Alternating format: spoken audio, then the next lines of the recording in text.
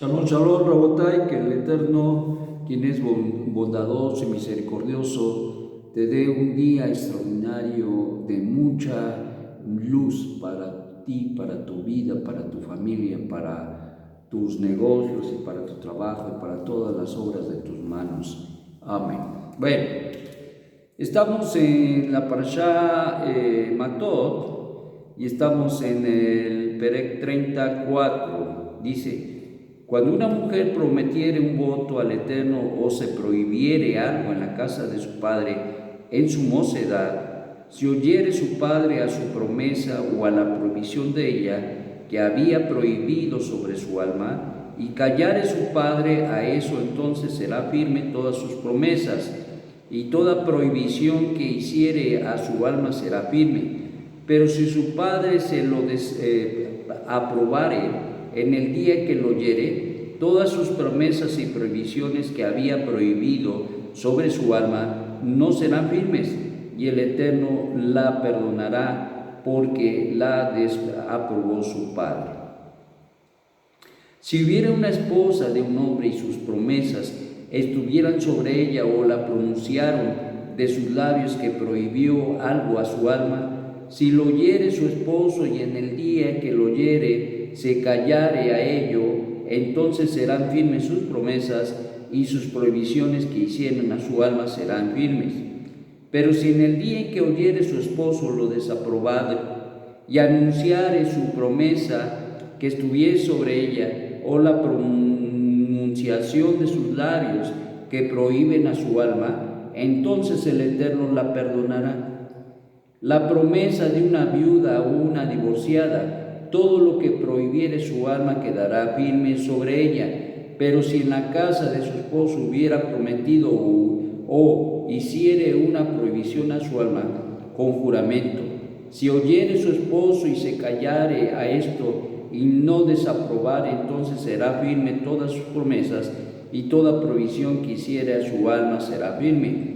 Pero si hubiere anulado a ella su esposo en el día que los oyere, todo lo que salga de sus labios, tanto sus promesas como las promesas de su alma, no serán firmes. Su esposo las anuló, entonces el Eterno la perdonará. Toda promesa y todo juramento de prohibición para afligir al alma, su esposo los afirmará y su esposo los anulará. Pero si estuviere callado su esposo de un día al otro, entonces confirmó todas sus promesas y a todas sus prohibiciones que estuviese sobre ella. Las confirmó por cuanto se calló en el día que los oyó. Pero si hubiese anulado a ellas después de haber oído y aceptado, entonces él cargará con el pecado de ella. Entonces, estas son las leyes que había ordenado el Eterno. Pero si hubiese anulado a ellas después de haberlos oído, entonces cargará el pecado de ella. Bueno, como podemos oír, en este caso se habla de los votos o las promesas hechas por una mujer, tanto soltera, especialmente casada, viuda o divorciada. Desde luego que todas estas promesas se hicieron, fueron escuchadas, en este caso por las personas que tienen autoridad sobre ella. En su casa paterna, su padre. Habiéndose ya casado, desde luego, su esposo, su marido, el que tiene la autoridad, y que habiendo escuchado que tal vez a veces las mujeres hacen algunos votos o promesas que al padre le pudiera haber parecido no adecuada. Por ejemplo, si en un momento dado una chica dice, pues yo hago voto y promesa de que no me voy a casar, bueno, pues al oír esto su padre podría decir que anulaba su promesa y su voto de no casarse y quedaría anulado. Ese es un ejemplo. Y entonces, ¿qué pasaba? Pues pasaba que si el padre o el esposo al oír alguna promesa que hiciera, por ejemplo, la mujer que dijera en un momento dado, pues que ella iba a dejar de hacer tal o cual actividad en su casa, en su vida, y el esposo no le pareciera, entonces él en un momento dado podría anular esa promesa, ese voto. Por lo tanto, entonces estamos en presencia de las mujeres que están bajo autoridad, y es su autoridad la que va a anular precisamente los votos, sea su padre, en el caso de su familia, en su casa paterna, o sea con su esposo que ha contraído matrimonio, en este caso ha pasado por la jupa. Por lo tanto, en este sentido, entonces encontramos que el que tiene autoridad para anular los votos o las promesas es el padre o el marido. En el caso incluso de la viuda y la divorciada, se habla de las promesas que estando todavía casada o con vida su marido, sí las escuchó, se escuchó esas promesas, y al oído, al entender del esposo, vio que no eran apropiadas, él las debió o pudo y podía anularlas en su momento. Entonces, por lo tanto, ¿qué aprendemos de aquí? Debemos entender que ciertamente el Eterno, quien es bondadoso, pone a la mujer bajo autoridad tanto en casa como en la casa de su marido, y por lo tanto el único que puede anular las promesas y los pactos es quien tiene esa autoridad sobre ella, por un lado. Por otro lado, si en el caso de que la hija dentro de la casa de su padre pronunciara un voto, una promesa, y el padre lo escuchara y no la anulara, y después dice acá que pasado un día, es decir, 24 horas después de haberla escuchado, no la anulare, pues el tiempo para anular la promesa es precisamente de un día. Entonces, ¿de qué estamos hablando?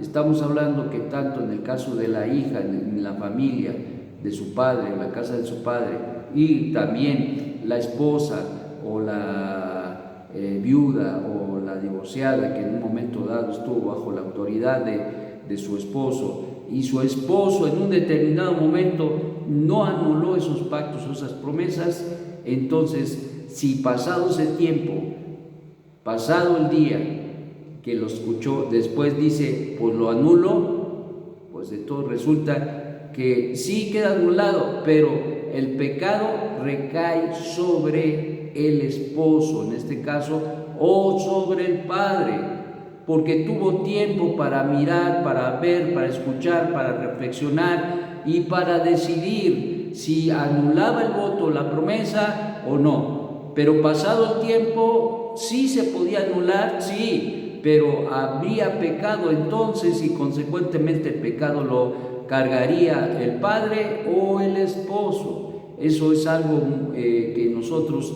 debemos ver con pertinencia. Por lo tanto, mis amados, muchas veces, en el caso de la hija, a veces actúa de una manera un poquito no con el entendimiento correcto, pudiera ser. Hay mujeres que son muy sabias y saben lo que dicen, pero hay mujeres que hablan muy a la ligera, y entonces consecuentemente eso causaría un voto o una promesa al Eterno, y si ella no lo cumple,